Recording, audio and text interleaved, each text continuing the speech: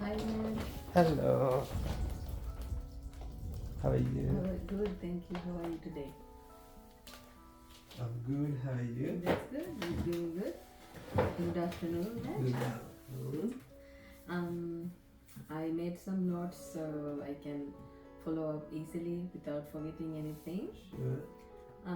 First of all, I'm glad we could meet today to go over the draft inclusivity plan that I put together. Right. I believe this plan will help make our workplace more inclusive and accessible. But before we finalize anything, Yeah. I really appreciate your input on the plan.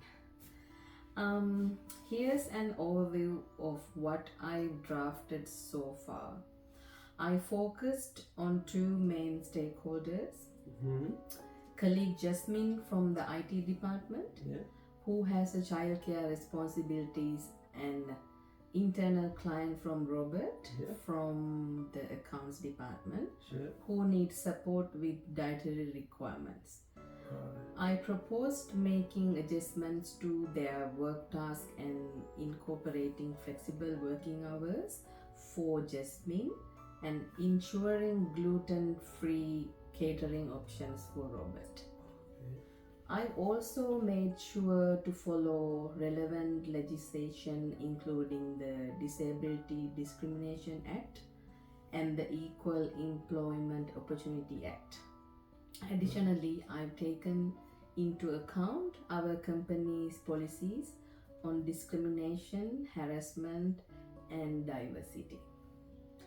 I'd like to hear your thoughts on whether you think these adjustments will meet their needs and if there are any other suggestions or concerns you may have. Thanks for presenting the plan, Manuri. I think it's a great invitation regarding colleague Jasmine in the IT department. Offering flexible hours and sound like good way to accommodation childcare. However, we will ensure that flexibility doesn't affect their overall productivity or impact the team. That's a great point, Matt. We can address that by setting clear expectations about work output and deadlines, even with the flexible hours. It could also help to use project management tools so that we can track progress without the need for constant in person interaction. Does that sound reasonable? Yes, that makes sense. Another things when it's come to internal client Robert and their dietary requirement, I think it's a great that you are planning to offer gluten-free options. But have you also thought about the potential food allergies or other dietary restriction that might arise? Yeah, that's a very valid concern, Matt. I hadn't thought of allergies, but we can definitely include a general request for any dietary restrictions when organizing catering for meetings. We can also ensure that our caterers are well equipped to handle a range of needs. I'll make sure to add that to the plan, Matt. Perfect. I think those adjustments will help create a more inclusive environment. Overall, I think the plan looks solid.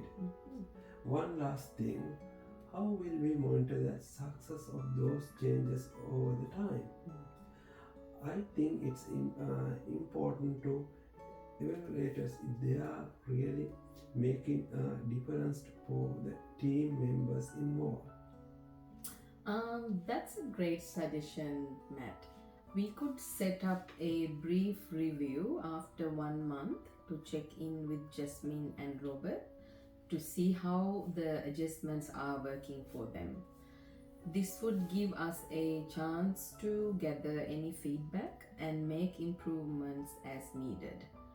We can also make sure use of employee surveys to urge the broader impact of these inclusivity practices.